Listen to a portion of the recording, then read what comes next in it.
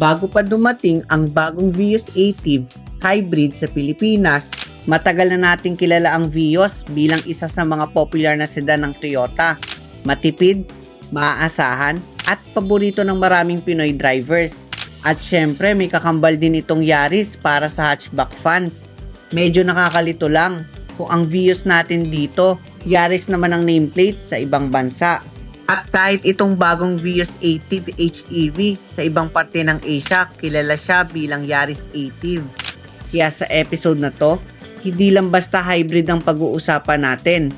Iko-compare natin mismo ang Vios Active HEV sa Vios Active E variant na gumagamit ng combustion engine. Alamin natin kung sulit nga ba ang paglipat sa hybrid era o mas practical pa rin ang old school gas engine.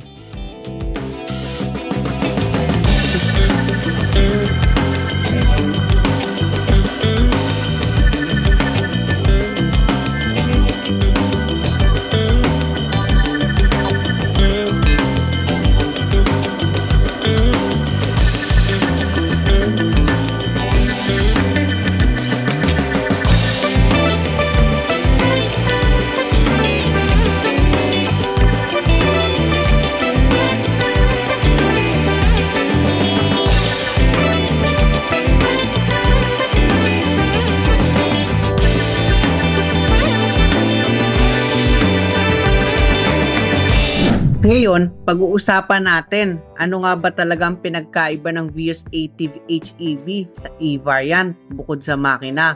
Sa front fascia, halos walang pagkakaiba sa itsura. Pareho silang LED headlights, pero kung mapapansin mo, ang HEV may glossy black grille lining, habang sa E variant, matte finish lang. Pero kapag tinignan mong mabuti, doon mo makikita ang premium look ng hybrid. Sa likod, dito na mas halata ang difference. Ang HEV may LED rear combination lamp na may sequential turn signal, habang ang E variant simple lang, halogen type pa rin. Even yung trunk lid, body color sa HEV, pero sa E variant naka black finish. Pareho silang mirror diffuser, pero sa E variant may black finish. Samantalang sa HEV, body color lahat kaya mas clean tignan. Sa side profile, halos pareho lang din. Parehong may repeaters ng side mirror, pero ang HEV may auto folding function, habang ang E variant manual pa rin. Sa wheels, parehong 16-inch alloy wrapped in 195/60 R16, pero magkaiba lang ng design. At sa brakes, dito lumabas ang advantage ng hybrid. Front and rear disc brake na siya, habang sa E variant, front disc lang at drum sa likod. Bukod pa dito, si HEV naka-black roof, habang si E variant ay body color. Pero same sila na naka-shark fin antenna. Pagdating naman sa sensors at camera, ang HEV may 2 front sensors, 4 rear sensors, at 360-degree camera pa. Sa E variant, basic lang, rear camera only. Pagdating sa likod, may kakaibang twist ang Vios Active. Kasi kung dati, kailangan mo pang kalabitin yung lever sa loob para buksan ang trunk. Dito, hindi na. Basta naka-unlock ang sasakyan, pwede mo nang iangat agad. Sa HEV variant, maluwag ang cargo space, pero dahil may battery pack sa likod, medyo bawas lang ng konti sa left side storage. Meron pa rin itong trunk light at ang spare tire. Same size sa stock mugs, kaya hindi tinipid. Habang sa E variant, mas malaki ang trunk space kung i-compare mo. Same din na may trunk light at full size spare tire. Practical at ready sa biyahe. Ngayon, punta tayo sa performance side. Ang Vios Active HEV ay may 1.5 liter 2NR VEX engine na may maximum output na 91 horsepower at 121 Nm of torque. Plus may electric motor na may 80 horsepower at 111 Nm of torque. Samantalang ang E variant may 1.3 liter 1NR-VE engine na may 98 horsepower at 122 Nm of torque. Pareho naman silang may CVT automatic transmission, kaya parehong smooth i-drive. Ang pinagkaiba lang, si HEV ay may 36 liter fuel tank, habang si E-Variant naman ay may 40 liters. Pagdating naman sa safety, dito lang talaga nagkakatalo. Si HEV loaded ng safety features at ito naman ang mga inclusions. Habang si E-Variant naman, ito ang kanyang safety features. Pagpasok sa loob ng Vios Active HEV, mararamdaman mo agad ang premium feel. Kung familiar ka naman sa Race, Veloz o Yaris Cross, medyo pareho ng interior. Fully digital na rin ang instrument cluster at sa steering wheel, hindi na ito yung typical na Vios na basic lang. Dito, loaded na. May controls pa para sa infotainment, instrument cluster, 360-degree camera, cruise control, at pati driving mode. Plus may electronic parking brake with auto hold, kaya goodbye na sa handbrake lever days. Sa infotainment, may 10.1-inch display audio with wireless Apple CarPlay at Android Auto. Okay ang touch response, may konting delay lang. Ang aircon ay may automatic climate control. Since top of the line to, leather seat ang mga upuan. Maluwag ang legroom at headroom. At may manual tilt and telescopic steering adjustment pa. May cup holder sa sides.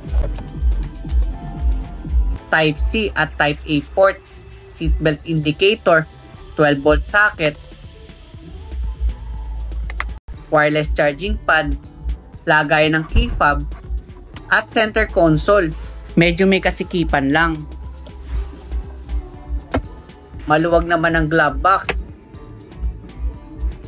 At sa taas, may sunglass holder, LED map light, at sun visor na may mirror sa driver side.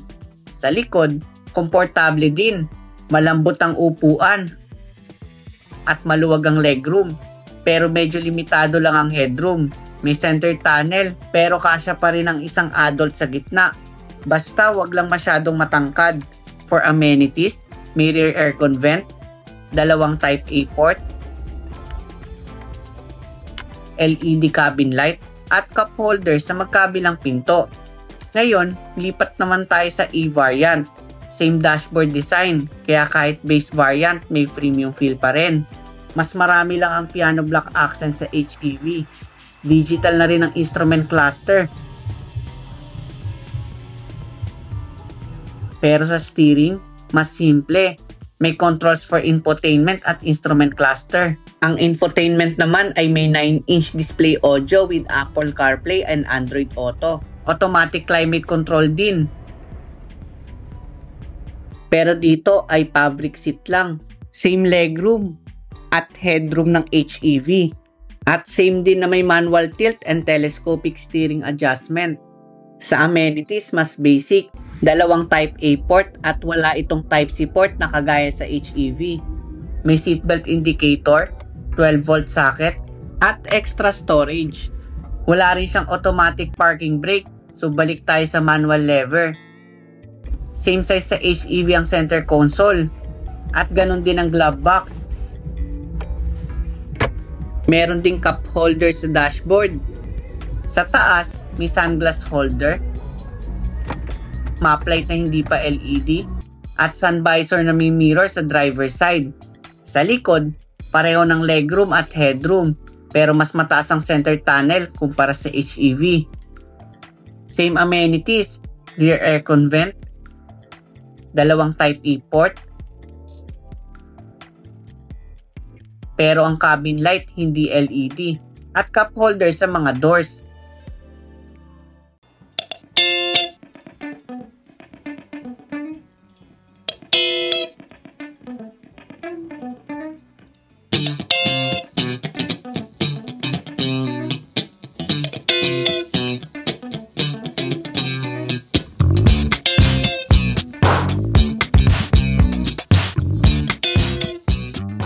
Since bagong hybrid sedan to ni Toyota, una muna natin subukan tong HEV.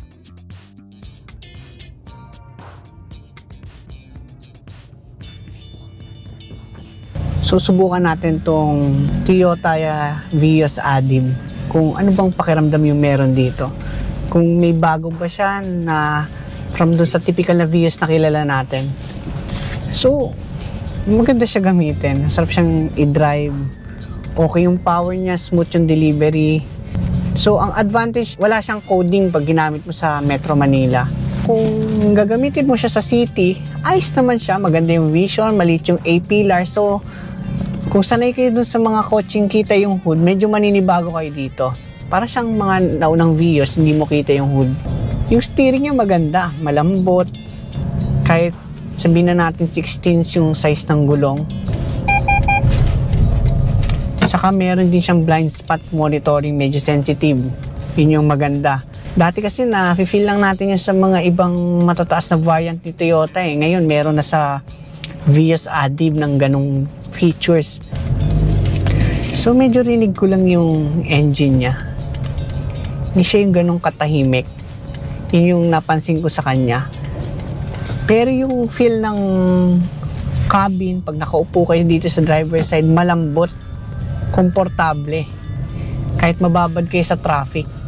So yung suspension, okay din. Same lang din sa Vios. Kung nasakyan nyo yung Vios XLE dati, ganun yung pakiramdam ng suspension. Wala naman nabago.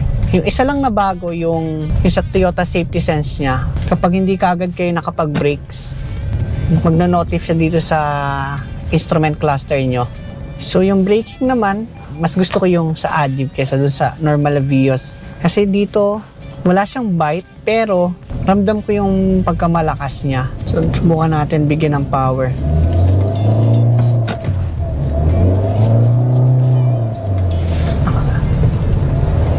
Napansin ko lang yung pag binibigyan ko siya ng power, parang hindi siya yung nagsishift eh. Parang dire-diretso yung tunog niya. Medyo naninibago lang ako doon. Akala ko naka-primera ako. Pero okay naman. May power siya pero hindi siya yung parang may baon. Tama lang. Kasi sa ganitong kotse, hindi mo naman kailangan yung talagang mapapabaon ka sa upan. Okay na yung may katamtamang kang power kapag overtake. So may isa pa siyang feature na pag nasa traffic, much better na ilagay mo lang siya sa drive. Huwag mo siya ibabalik ng neutral. I-auto hold mo na lang para mag-charge yung battery niya. So dito naman, di naman kayo maninibago kapag naka-auto hold kasi nasa instrument cluster naman yung nakalagay naka-hold. Pwede nyo makasanayan na hindi na ibalik ng neutral. So dito, iba rin yung style ng tachometer niya. Same naman din to sa mga ibang hybrid ni Toyota. May indicator siya ng charge, eco, power. So makikita mo dyan yung kung ano yung tapak mo. Medyo nakakanibago siya kung galing kayo ng mga combustion engine na sasakyan. Pero usually, hindi naman na natin masyadong pinapansin yan kapag nasa city eh. Kasi more on tigil din naman yung nangyayari. Ang importante naman yung dadaling ka sa point A to point B. Talagang convenient siya sa mga cities. So overall, maganda tong Adib. Pwede nyo rin siya maging choice kung naghahanap kayo ng sedan. Pero hybrid, okay to.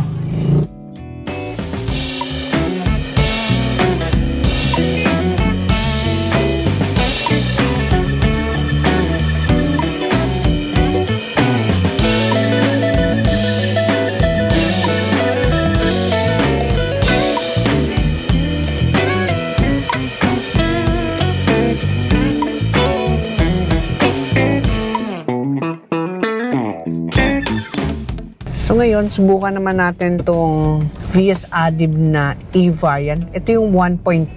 So hindi siya hybrid.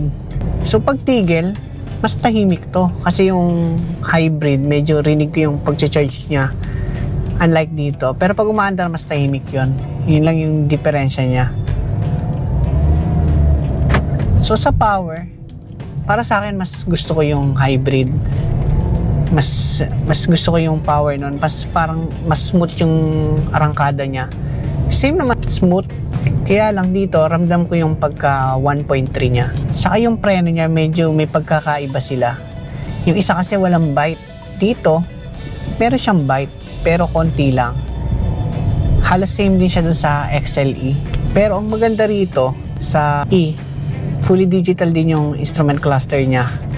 So dito, meron din kayong option na pwede mong gawing sequential. Kagaya din sa mga naunang Vios. So ang pinagkaiba pa niya, dito normal na parking brake, hindi siya automatic. So dito, okay mo siyang ilagay sa neutral. Siguro much better na ilagay mo na lang sa neutral kasi normal na handbrake naman to eh. Unlike kanina, meron kasing auto hold yun eh. Suspension, di naman din halos nagkakalayo eh. Same lang din halos. So steering, wala naman ding difference. So testingin natin tong sequential.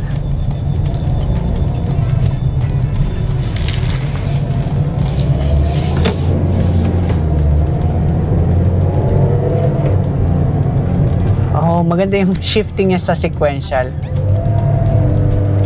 Hindi ko nararamdaman yung delay.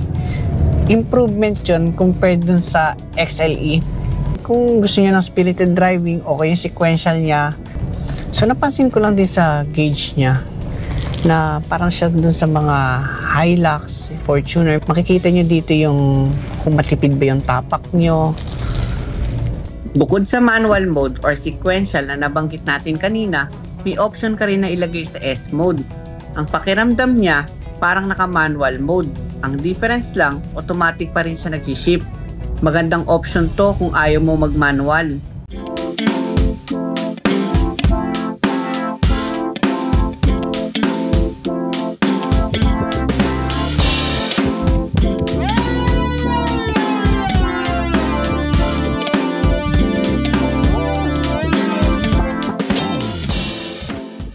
Kung performance ang pag-uusapan, interesting ang naging experience natin kay Vios Active HEV. Sa traffic, mapapansin mo talaga medyo maingay siya kapag nag-charge. At kapag dininan mo ang throttle, maririnig mo na parang nakaprimera yung tunog. Tulad ng napansin natin sa test drive. Pero smooth pa rin ang takbo. Samantalang si E-Variant kabaliktaran. Mas tahimik sa traffic at maririnig mo lang talaga ang combustion engine kapag umaarangkada. Ngayon, ang malaking tanong, magkano nga ba? Ang 2026 Toyota Vios Active HEV CVT ay nagkakahalaga ng 1,198,000 Philippine peso at available to sa tatlong kulay. Platinum White Pearl Mica, may additional lang na 10,000 pesos. Scarlet SE, may additional din na 10,000 pesos. At Gray Metallic. Ang advantage ni HEV, coding exempt, mas sporty ang look, premium ang interior. Pero kung hindi ka pa ready tumalon sa hybrid era at gusto mo pa rin yung poging look ng HEV minus the higher price tag, nandyan ang 2026 Toyota Vios Active eCVT na nagkakahalaga ng 980,000 pesos. Available din sa tatlong kulay. Scarlet SE, may additional na 15,000 pesos. Gray Metallic at Metal Stream Metallic. Kaya kung gusto mo ng high-tech at eco-friendly, go for the HEV. Pero kung budget conscious ka at gusto mo pa rin ng stylish daily ride, panalo pa rin si E-Variant. At kung hanap mo naman ng Toyota cars at malapit kayo sa Mandaluyong, visit lang sa Toyota Show at hanapin si Sir Juanito Ong for inquiries. Sabihin nyo na lang na napanood nyo dito sa Drive Talk by Aljay. At kung nagustuhan mo naman ang episode na to, don't forget to like, comment, share, and subscribe. At i-click mo na rin ang notification bell para lagi kang updated. Kita-kits sa next episode ng Drive Talk.